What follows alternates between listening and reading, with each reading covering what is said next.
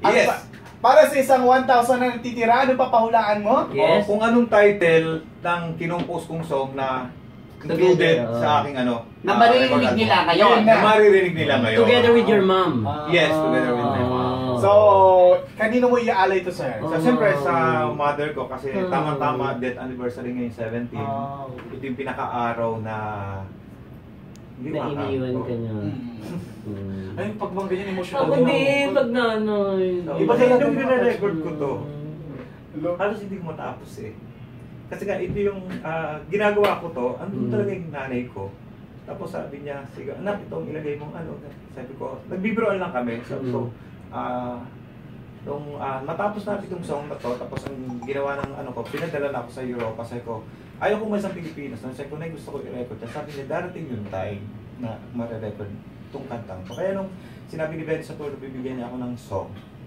Tapos sinabi ko, tama-tama, umuwi ako sa Pilipinas noong 2013. So, siyempre, dinalo ko muna ang puntod niya sa Talim Island. Tapos, tinignan ko yung mga damit ng nanay ko sa baon niya. Nakita ko yung song na yun. Oo, tapos naalala ko, tapos binigay ko kay Ben siguro, na-approve naman. So, kaya nung nare-record ko to, talagang halos hindi ko matapos. Tama-tama pa.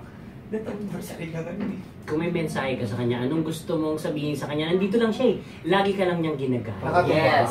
Nakatuwa siya. Ma'am, para sa itong song na.